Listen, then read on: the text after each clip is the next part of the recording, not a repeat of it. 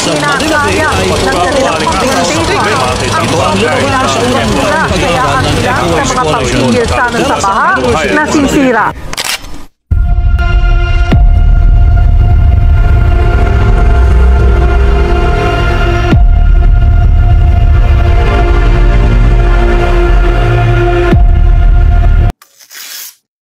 Good day everyone, we are the Group 1. Today, we're going to discuss about RA 9003, also known as the Ecological Solid Waste Management Act of 2000. And I am Crizel Arnubias Andres, your first reporter of the day. What is RA 9003? RA 9003 ay kilala bilang Ecological Solid Waste Management Act of 2000. Amo siya ang first law which was signed by President Gloria Macapagal Arroyo and passed by the Philippine Congress on December 20, 2000. Kay ginaprubahan ang diyang nga batas kang January 26, 2001 and it took effect on February 16, 2001. The goals of RA 9003 are as follows. First, iprotektahan ang public health kag ang aton environment.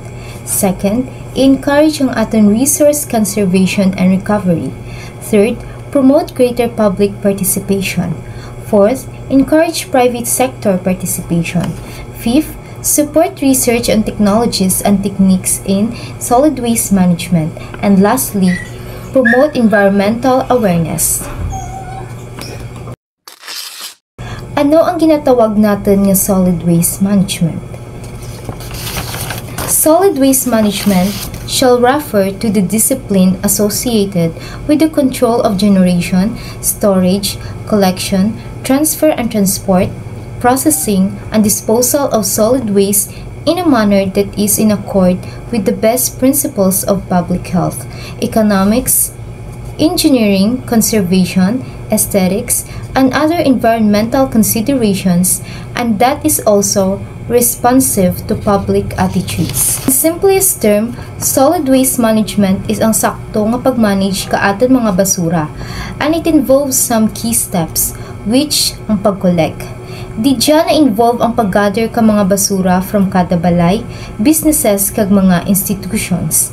Next is ang pag-transport. Di dyan kinapakita kung paano ang pagsaylo ka mga basura, halin kung paano gin-process hasta sa disposal site. Third is the processing. Diyan nakalahad kung paano ang pag-sort, recycle, kag pag-lessen ka mga basura. And lastly is the disposal. Sakto kag safe nga pag-dispose ka mga basura sa mga landfill. The institutional mechanism. Section 4 of RA 9003 established the National Solid Waste Management Commission or NSWMC. Ang NSWMC is the major agency nga ginatasan mag-implement kang RA 9003 kag under jaratana sa Department of Environment and Natural Resources or the DENR.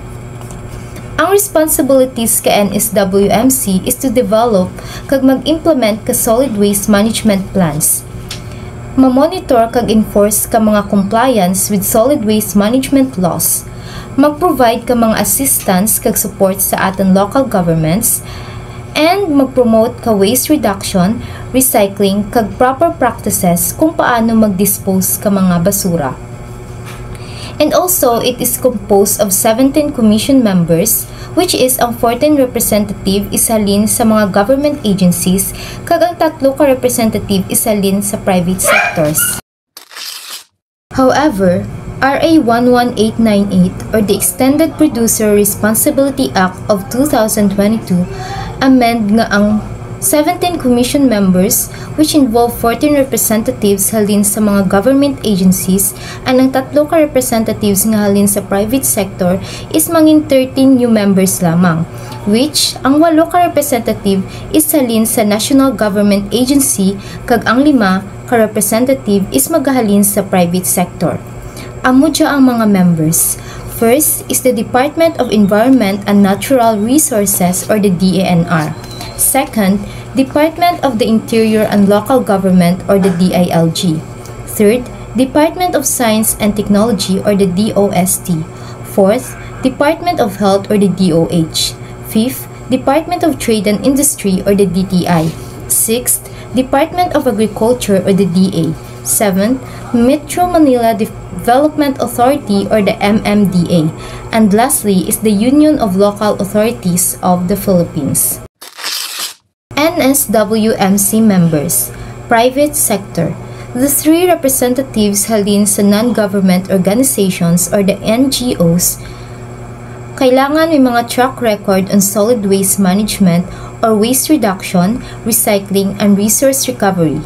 Next, representative ng halin sa recycling, composting, or resource recovery and processing industry. And lastly, representative ng halin sa manufacturing industry, packaging industry, and obliged enterprises. Hi mga kalods, I am Clark Lawrence Tila, your reporter for today. As you can see in the picture, it all talks about National Solid Waste Management Framework. In every province, municipalities, barangays, household has direct responsibility of it. How they avoid, reduce, reuse, recycle, recover, treatment, and residuals. Let's go to the section 10. Roles of LGUs in solid waste management. The LGU shall be primarily responsible for the implementation and enforcement of the provision of this act within their respective jurisdiction. Segregation and collection of the solid waste shall be conducted at the barangay level, specifically for biodegradable, compostable, and reusable waste. So, bali, ang LGU kano ang may responsibilidad ang magbuol kang mga biodegradable, compostable, and reusable waste sa sangkabarangay. Provided that the collection of non-recyclable material and special waste shall be responsibility of the city or the municipality. Bali, ang non-recyclable material kag special waste amudya ang may responsibilidad ang city kag munisipyo or municipality. Let's go to the section 16. Local government solid waste management plans. The province, city, or municipality through its local solid waste management boards shall prepare its respective 10-year solid waste management plans. So bali, ang province, city, municipality himo kang plano para sa solid waste management for 10 years. Let's go to the section 21. Mandatory segregation of solid waste. Segregation of waste shall primarily be conducted at the source. This includes the household, institutional, industrial, commercial, and agricultural source. Sa term pa lang nga mandatory segregation is ginaobrar natin dyan sa silid nga panimalay.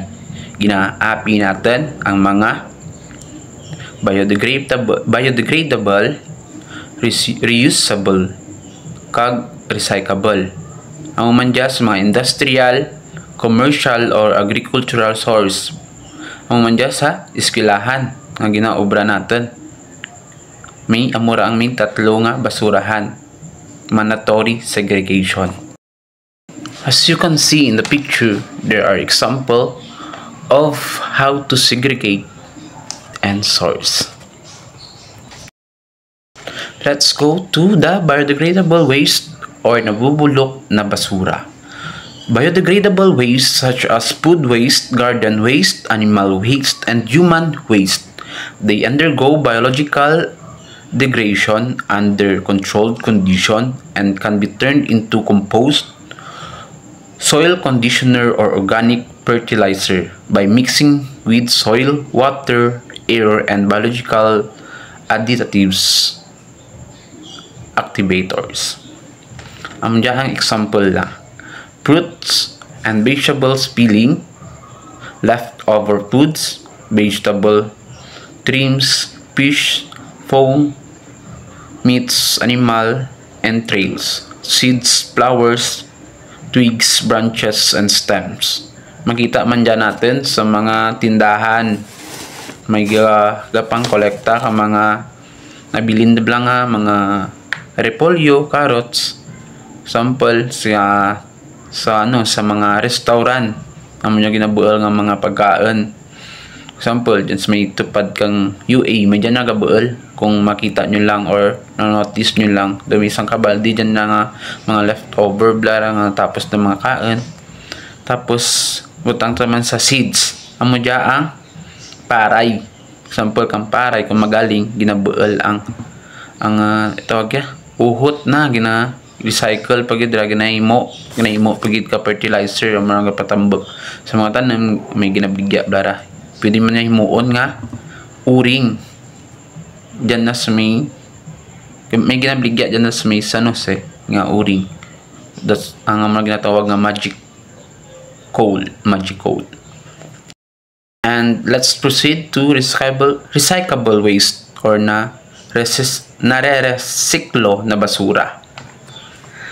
Recyclable material shall refer to any waste material retrieved from the waste stream and free from contamination that can still be converted into suitable beneficial use for other purposes, including but not limited to newspaper, scrap metal, used oil, cardboard, aluminum, glass, office paper, tin cans, and other materials as may be determined. Makita nyo man siguro daw viral na yata ang used oil bla ginahimo daw bla nga as other for gasol, ginahimo daw gasol. Tapos ang mga scrap metal pagita na makita nyo na ginahimo daw nga framework, ginahimo daw nga sculpture design. Tapos ang office paper or tin cans na ang office, for example, ang office paper pwede na pagita na iubrahan as another paper. For example, ibasan daliwan ra imuon da pagita tapos i-compile da pagito pag-anla. Medyo na lang kita sa Facebook, kita nyo man siguro sa Facebook mga paper nga mga iba ginabasa tapos compile pagid imuon pagid nga another ka material nga as paper. So amo lang ra mga lods, bali may hugot ako sa recyclable material. Ang balda gani ba di ba may second choice, second chance. Amo man dapat ras may basura may second chance man. Amo lang ginatawag nga recycled waste. Thank you mga lods.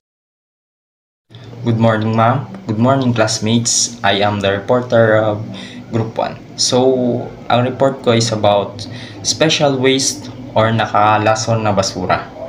Special waste shall refer to household hazardous waste such as paint, thinners, household batteries, lead-acid batteries, spray canister, and the like.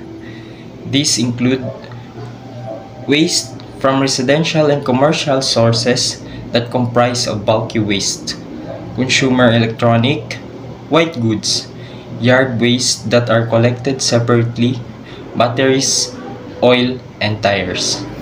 So, sa special waste, di dyan nakasilid ang mga amount tong ginambal mo ma'am nga mga batteries, ang mga silid kang batteries ra kung din gato kung paano i-bull-in kag paano i-tsakto nga paghaboy. So dija sa special waste patas kang batteries, ang batteries ra ginasilidran ta na sa may drum tapos gina-collect sa sangka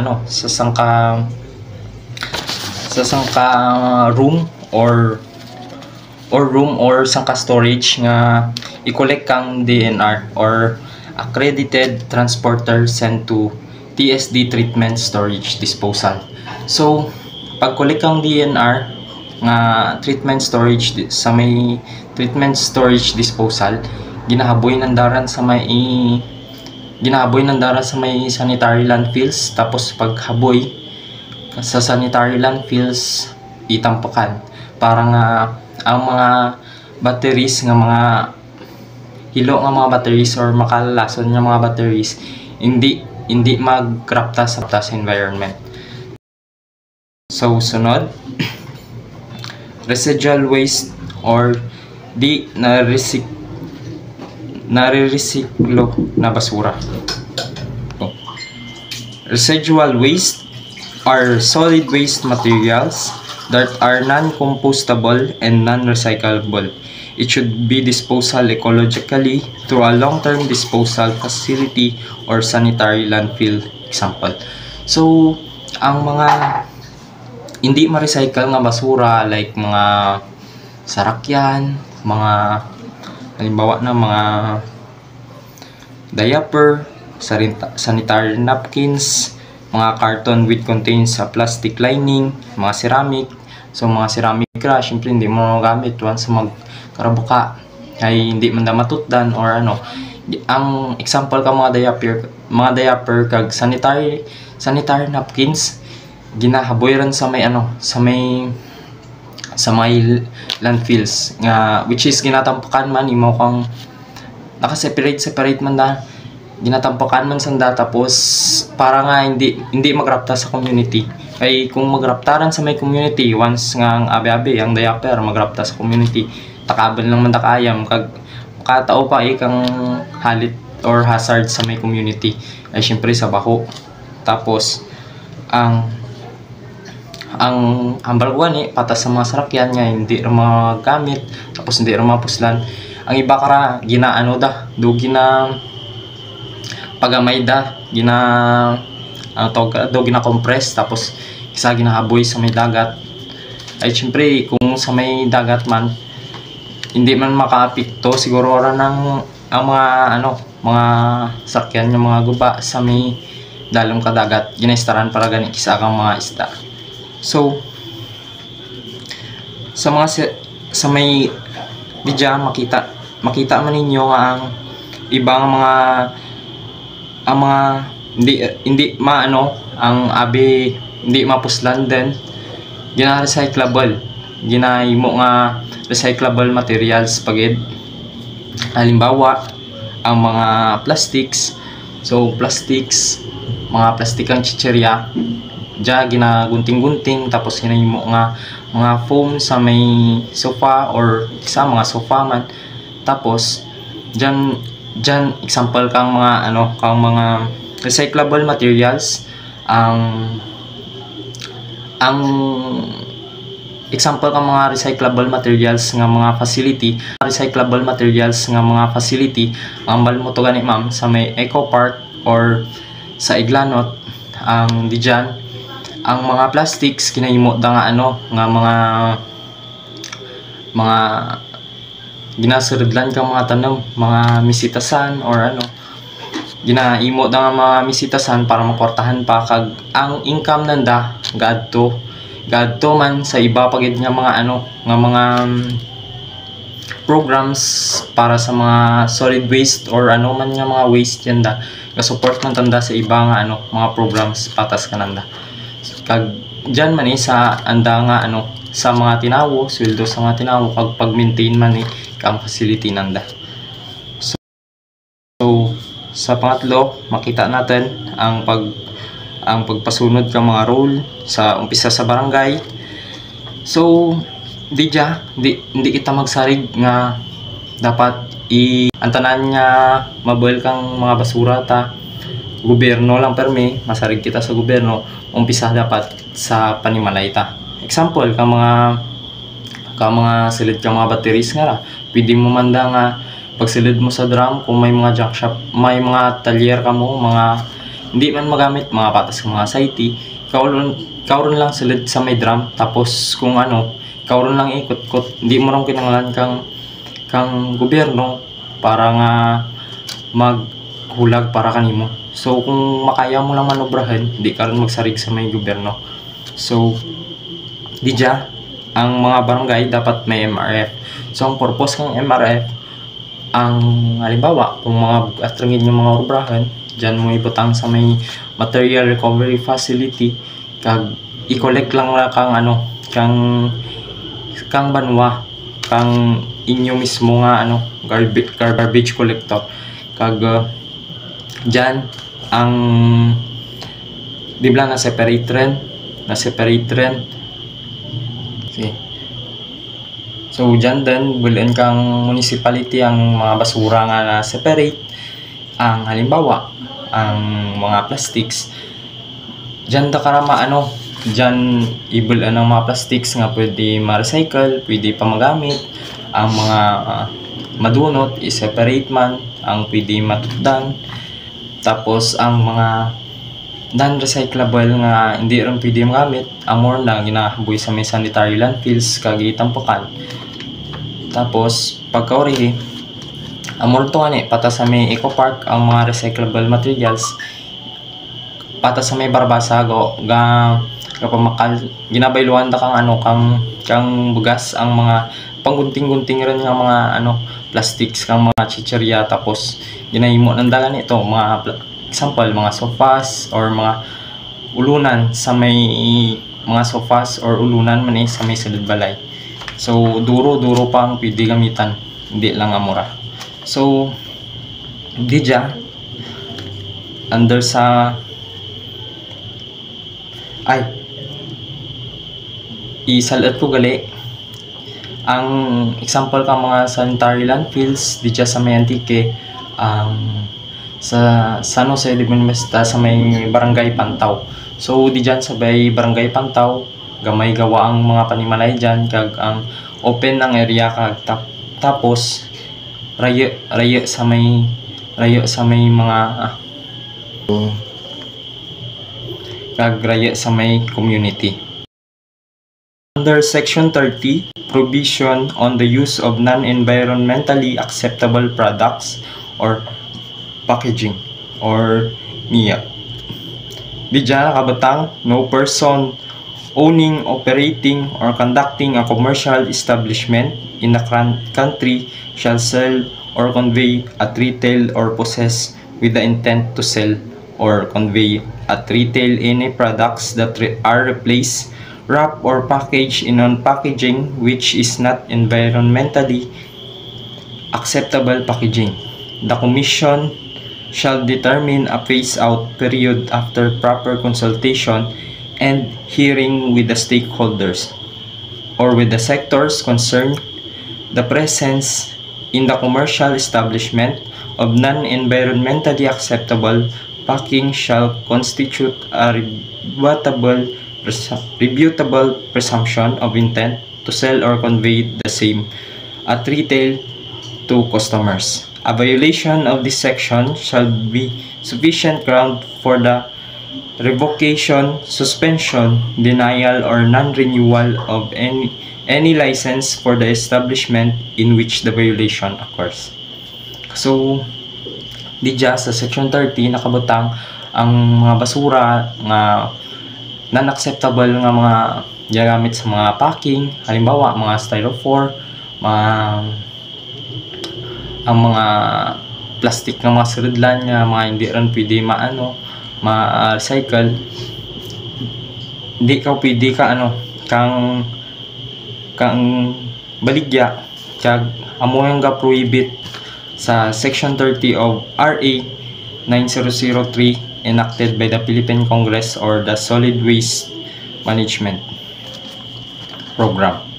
So didya ang sa under Section 30 mas okay pang gamitan ang mga packaging nga ginagamit sa may packaging like mga karton, kang mga eco bag, kang mga paper bag, o kung basta acceptable ta na sa may environment. Didya sa Section 30, establishment of LGU Material Recovery Facility or MRF. So there shall be an establishment MRF in every barangay or cluster of barangay. So dapat sa tanan nga barangay dija sa may kada municipality kang antike dapat may MRF sa kada barangay. Diyan ibutang ang mga basura nga kung hindi natin kaya nga i-dispose or hindi natin kaya ipangtutdan or panglubang. Diyan dapat may mga material recovery facility kita diyan sa kada barangay dapat. So kung isipan mo lang ang MRF tama ya kanami kung sundon lang kang tawo ang mga implementation kag ang mga kung ano ang pagaboy kang sakto nga basura ay kag hindi mabudlayan ang kada municipality dapat sa pag-collect sa pag-recycle kag ura gawati raptaran nga nga mga basura. So section 37, prohibition against the use of open dumps for solid waste. No open dump shall be established and operated, nor any practice or disposal of solid waste by any person, including LGUs, which constitute the use of open dump for solid waste. So, dija, ginaprohibit ang pagaboy sa kung din lang lugar.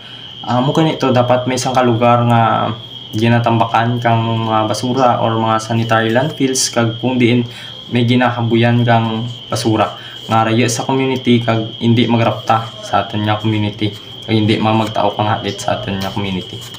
So section 41, criteria for establishment of sanitary landfill, sets the minimum criteria for the establishment of sanitary landfills, liners, leachate collection and treatment system, gas control and recovery system. So sa section 41 or criteria for establishment of sanitary landfills, dapat may criteria gid man diyang mga sanitary landfills.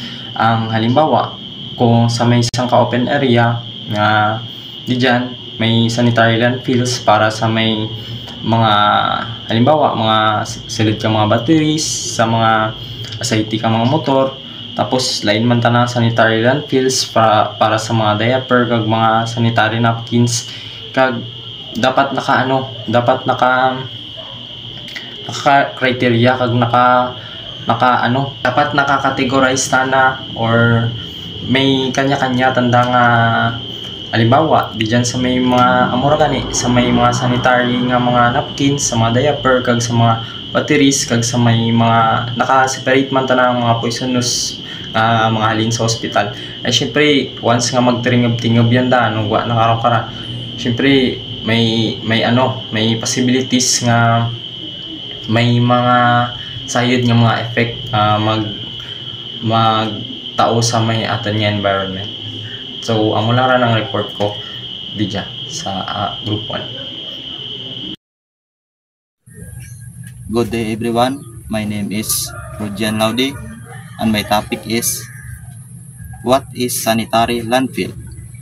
Shall refer to a waste disposal site designed, constructed, operated, and maintained a manner that exert engineering control over significant potential environmental impacts arising from the development and operation of the facility.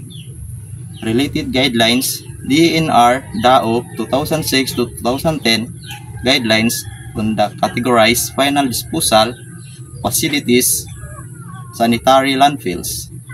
NSWMC Resolution Number 64 Series of 2013. Adaptation of modified guidelines on site identification criteria and suitability assessment procedure for sanitary landfills.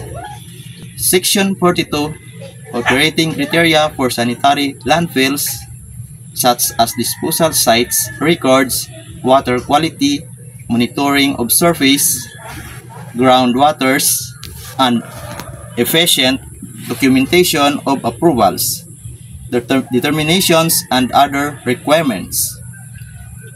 Section 48, Prohibited Acts, discusses the different acts prohibited under Republic Act 9003 and the corresponding fines and penalties. In Section 49, Fines and Penalties discusses the corresponding fines and penalties of Section 48.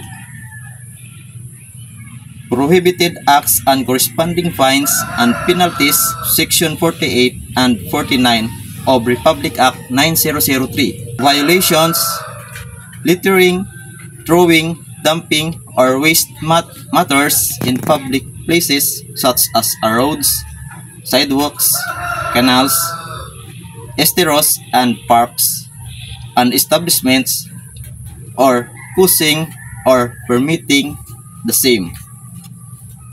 Undertaking activities or operating, collecting, or transporting equipment in violation of sanitation operation permits set forth in or established pursuant to the Act.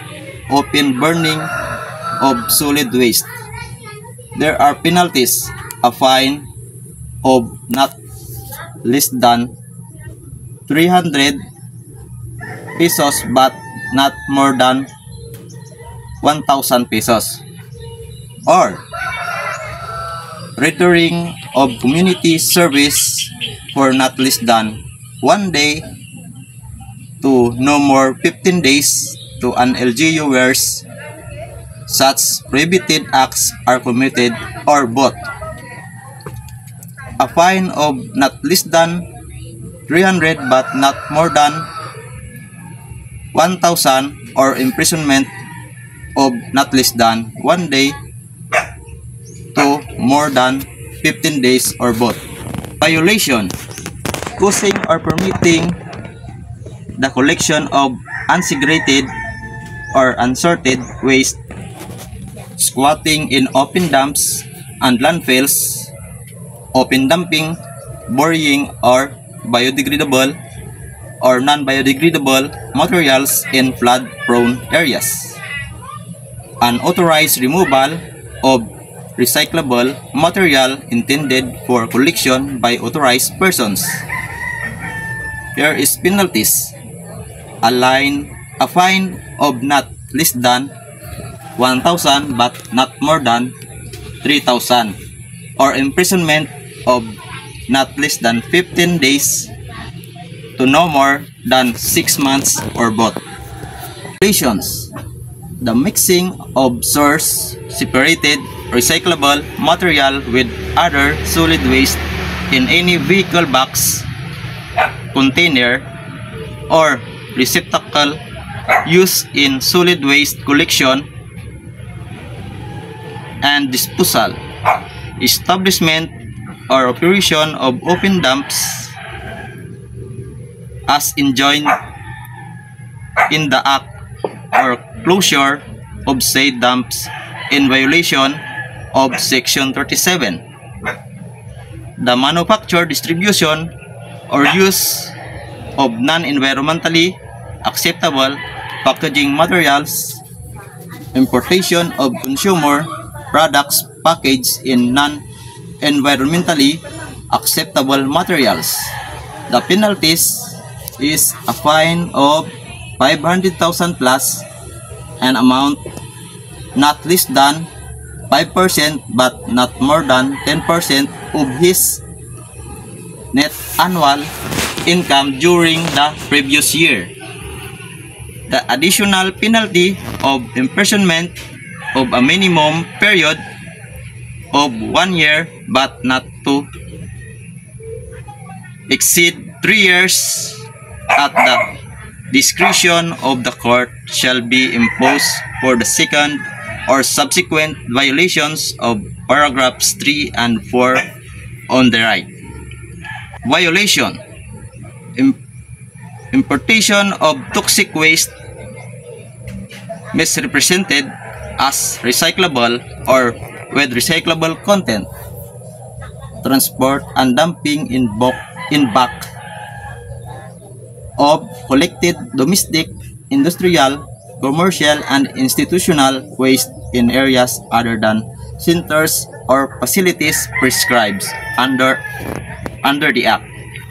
The penalties: a fine of not less than 10,000 but not more than 200,000, or imprisonment of not less than 30 days but not more than 3 years, or both.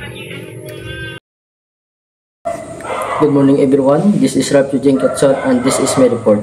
Violations: site preparation, constructions, expansion or operations of waste management facilities without an environmental compliance certificate required pursuant to Presidential Decree number 1586 and the Act, and not conforming with the land use plan of the LGU. The construction of any establishments within 200 meters from open dumps or sanitary landfills. The construction or operations of landfills or any waste disposal facility or any aquifer, groundwater reservoir or watershed area and or any person thereof. Bali mo yung mga violations ang mga bala sa mga garapta ka mga ramo nga 200 meters away para sa ato mga panimalay sa mga facility kag mga aquifer. Bali kung once nga magbalang ganda amo yung mga penalties nga matupag ganda: a fine not less than 100,000 but not more than 1 million, or imprisonment not less than 1 year but no more than 6 years. If the offense is committed by a corporation or partnership or other judicial duly organized in accordance with law, the chief executive officer, president, general manager, managing partner, or such other officer in charge shall be liable for the commission of the offense penalized under the Act. If the offender is an alien, he shall, after service of the sentence, be deported without further administrative proceeding. Bali amo yung mga penalties ng dawas nga nagano ko ka mga nagbalang kang mga basura sa aton nga mga karagatan. Section 49 of RA 9003 says that if the offense is committed by a corporation, partnership, or other juridical entity duly organized in accordance with law, the chief executive officer, president, general manager, managing partner, or such other officer in charge shall be liable for the commission offense penalized under this Act. If the offender is alien, he shall, after service of the sentence prescribed above, the deported without further administrative proceeding. The fines herein prescribed shall be increased by at least 10% every 3 years to compensate or inflation and to maintain deterrent function of such fines. And jump na sa section 49 of RA na ang ginambol ka kung sino man naglabag ka mga sa mga korporasyon o mga partnership o iba mga legal nga entidad. Paglabag ng dasan ng 903 ay mga korporasyon, partnership o iba pang organisasyon milgal na pinanagot sa paglapag kabilang ng mga chief executive officer, CEO, president, mga pangulo, general manager, managing o ano ba mga opisyal na namamala sa insa kumpanya. Ibig sabihin, ang aktwal nga paglabag ng dasandang aplyado o mga miyembro kag mga pinuno ay may pananagutan tunda sa mga batas at maaring prusahan na multa ng pagkabilanggo ayon sa section 49.9 ng RA 9003. Section 57, Business and Industry Rule. The Commission shall encourage commercial and industrial establishment to appropriate incentives other than tax incentives to initiate, participate, and invest in integrated ecological solid waste management projects to manufacture environment-friendly products, to introduce, develop, and adopt innovative processes that shall recycle and reuse materials, conserve raw materials and energy, reduce waste and prevent pollution, and to undertake communities activities to promote and propagate effective solid waste management. Bali yung just may section 57, ano bala ang mga pabrika nga kapataguyod like sa mga pamala sa mga basura ng mga commercial industrial sector na mga solid waste ang sa National Solid Waste Management Commission ay dapat irigado ng mga negosyo o pabrika at mga industrial na kag mga establishmento nga magtupad ka mga bagong nga mga integradong pamala ng mga basura para sa mga tax incentives kag Kag para maka-discount pala sanda sa mga buwis. Sa halip na maggamit ng mga komisyon na iba pang uri na sensitibong upang himukin ng mga sektor like mga mag-invest ng mga proyekto pamala ng basura. Ibig sabihin, para magbas kaganda nga partisipasyon sa mga pribadong sektor, kag para mag-resolve nga problema sa basura. What is NPOAML? Developed to provide a blueprint to enhance the current efforts of the country in resource and waste management and to bring additional lens to marine litter issues and to control of additional leakage of waste into bodies of water. Number 1, National Marine Litter Baselining. Number 2, Circular Economy and SCP. Recovery and Recycling. Collection and Disposal. 5, Shipping and Fisheries Waste Control. 6, Clean up of riverine and marine environments. Policy and enforcement, sustainable financing and resource allocations, social marketing and communications, strengthening local actions. Bale ang NPOAML nga is isang strategic na mga roadmap na nagugnay sa paklatang waste management sa espesyal na mga problema ng mga marine litter na naglalayong protektahan ang kalusugan ng mga karagatan at mga komunidad na nakadepende dito. RA 11898 or Extended Producer Responsibility Act of 2022 to adopt a institutionalized intended producer responsibility EPR mechanism as an environment policy and practical approach to efficient waste management focusing on 3R: development of environment-friendly products that advocate the internationally accepted principles on sustainable consumption and production, circular economy, and producer for responsibility throughout the life cycle of their products, especially its post-consumer or end-of-life stage. Bali, man sa may RA 11898 or Extended Producer Responsibility Act of kay isang batas sa Pilipinas nga nagataguyod nga i-extended a producer responsibility bilang pangunahin ang unandang strategiya para mas epektibo ang pamahala kang nga basura.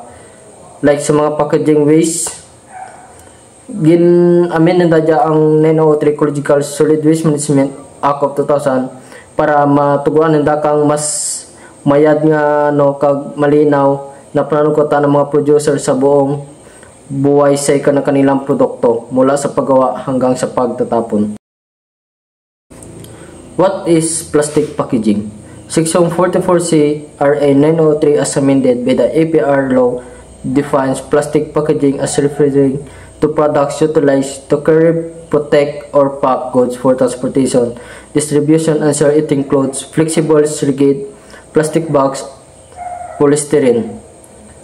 Ang sa may is plastic packaging ayon sa may RA 11898, ang plastic packaging ay gatukoy sa dabilang produkto sa paggawa ng plastic na ginagamit para dalhin, protektahan o balutin ng mga kalakal sa panahon ng transportasyon, distribution or pagbibenta. Like patas sa mga sa mga sachet o mga flexible balang nga plastic packaging. Kagang sa mga rigid plastic container tulad kang mga bote na may inumin, kang mga ang mga sidlang kang mga pagkain. As mga plastic bag naman kang mga kabilang mga single use nga nagbibigay sa mga point of sale bala, kag ang polystyrene product, ang mga styrofoam or mga cups kag mga utensils. Hello everyone, I am J. Lord Santiago and this is my report. Negative impacts of proper solid waste management. Like shape, the water lets contaminants as it trickles through waste with open dam site result in hazardous substances entering surface, ground, water, or soil. The first image shows child wading through a waterway filled with trash, emphasizing the direct exposure on potential health risks associated with contaminated water. The second image depicts a close-up view of heavily polluted area with visible waste and contaminated water, further illustrating the environmental impact of improper waste management. The specific examples of lye shape: a liquid that results with water percolates through solid waste, extracting various organic or inorganic compounds. It's commonly found in landfills and can pose significant environmental risk or properly managed. Organic carbons, lye shape often contains high concentration of organic carbons due to the decomposition of waste materials, dissolved and suspended solids. This includes variety of materials that are either dissolved, lye shape, or suspended as particular matter. Crash slides triggered by Typhoon Nanmadol at the Irsan Dam site in Baguio City in year 2012. A large mass of trash has cascaded down a hillside, engulfing and damaging the houses below. The sheer volume of waste illustrates the scale of dump site and potential for environmental disasters. The houses are particularly buried or destroyed, indicating the destructive force of the trash slides and the impact of community. Common causes of trash slides. Trash slides, also known as landfill scope failures, or dangerous events that occur when the accumulated waste in a landfill becomes unstable and collapses. Several factors can contribute to these slides. Another example is heavy rainfall or typhoons. Excessive precipitation can saturate the waste mass, increasing its weight and reducing its shear strength. This is particularly relevant in areas like the Philippine Central Visayas, which experience frequent typhoons. Clogging of storm drains causes floods. The photograph shows drain completed block with various types of trash, plastic bottles and wrappers, paper, cardboard, and other assorted debris. The blockage prevents rainwater from flowing properly through the drainage system, leading the potential flooding in urban areas. That examples of clogged storm drains cause damage. Number 1, property damage. When the storm drains are blocked, rainwater cannot drain away effectively, leading the flooding or street works and building. Vehicle damage.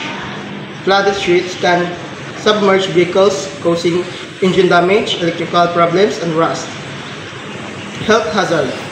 Stagnant water due to clogged drains can become a breeding ground for mosquitoes and other disease-carrying pests. Contributes to marine debris. The image presented, the slide title contributes to marine debris. The photograph shows the shoreline heavily polluted with trash, the beach and inertial waters uncovered dense layer of plastic waste and other debris. The volume of trash overwhelming and stretches as far as eye can see. The specific examples of marine debris, any persistent solid material that is manufactured or processed or directly, indirectly, intentionally, or unintentionally disposed or abandoned to marine environment of Great Lakes. It becomes many forms from cigarette butt, tossed in beach or dialect fishing nets. For example, plastics, fishing gear, abandoned vessels, other common items. Dangerous to marine life. The image presentation slides titled Dangers to Marine Life. The slides contains two images that graphically illustrate the threats that marine debris poses to sea creatures. The first image features sea turtle swimming through water filled with plastic bags, highlighting the risk of entanglement ingestion.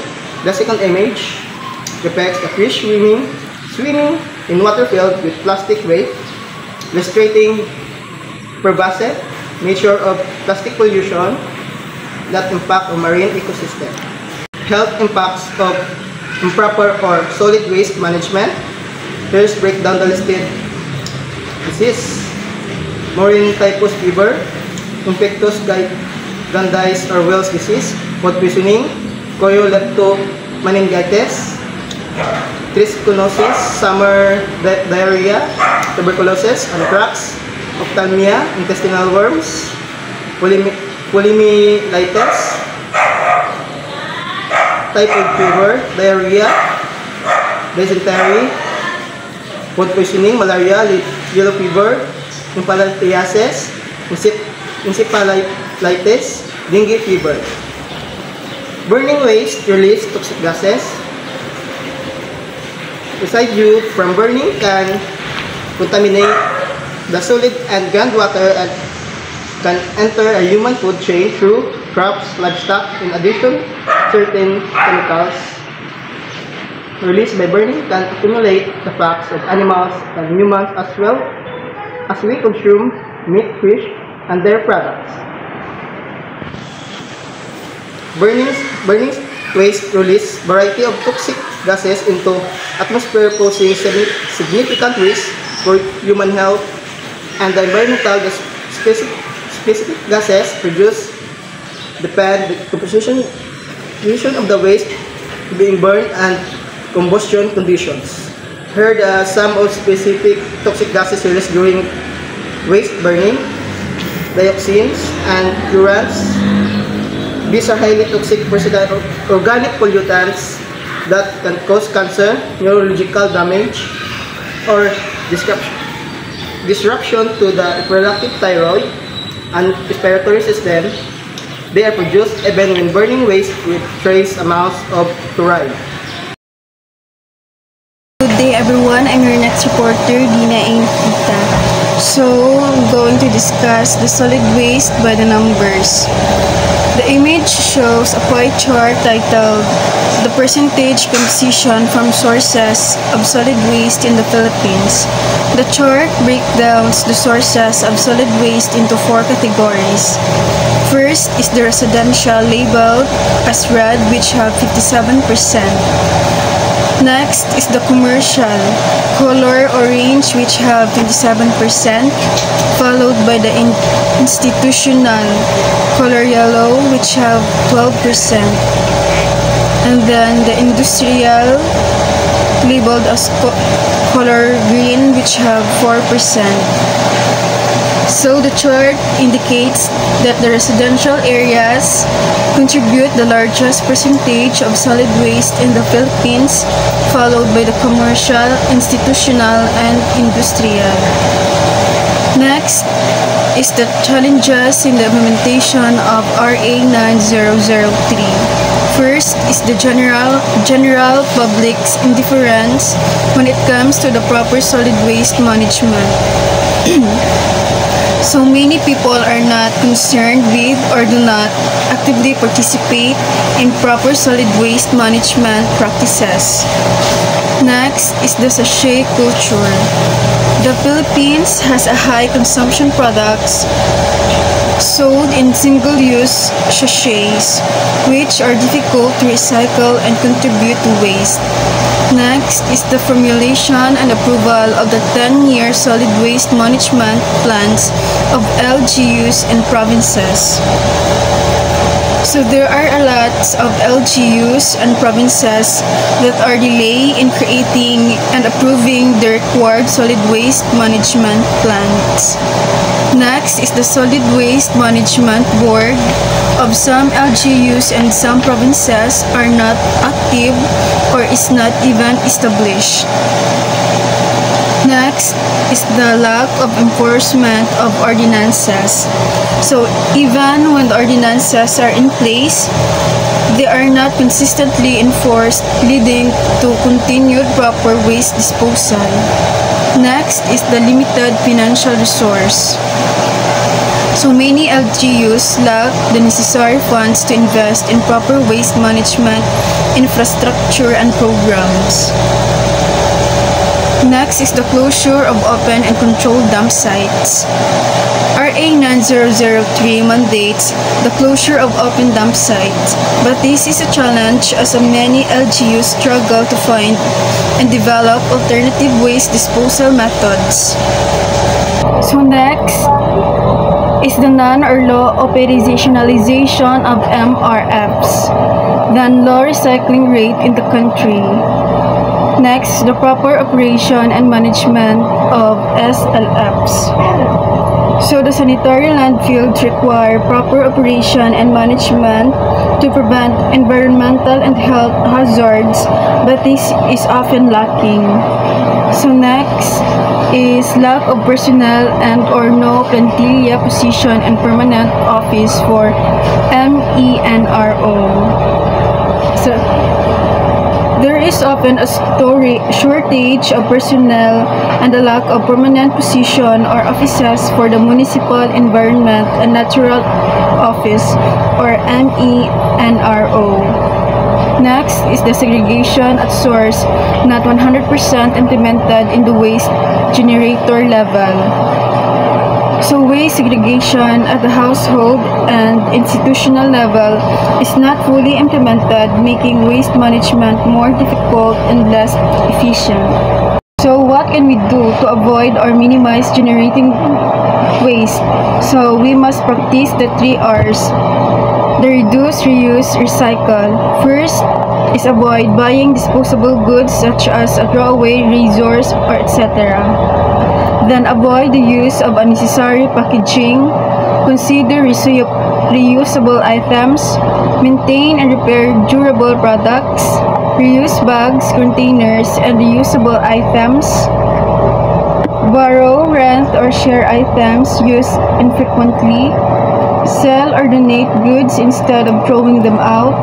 Choose recyclable products and containers.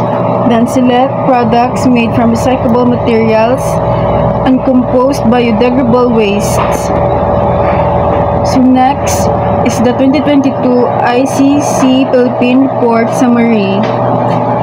So the image represents a summary of the 2022 ICC, the International Coastal Cleanup Philippine Report, listing the top 10 items collected during the cleanup. Here's a breakdown of each item. So the first is the food wrappers, which have 307,567. Second is the grocery bags like plastics, have 292,272. Then other plastic bags, 229,615, followed by beverage bottles, which have 164,502. Fifth is the plastic sachet packaging like shampoos, detergent, etc., which have 136,556. Next is cups, plates, which have 98,100. Then bottle cap, which have 87,946. Then beverage pouches, which have 74,914. Followed by beverage bottles, glass, 70,611. Last is cups, plates, which have 53,617. So RA 9003 can be summarized as the policy of the state in adopting a systematic, comprehensive, and ecological solid waste management program that ensures the protection of public health and environment and the proper segregation, collection, transport, storage, treatment, and disposal of solid waste through formulation and adaptation of best environmental practices. So that could be all. Thank you, everyone. Reduce, reuse, recycle for a better tomorrow.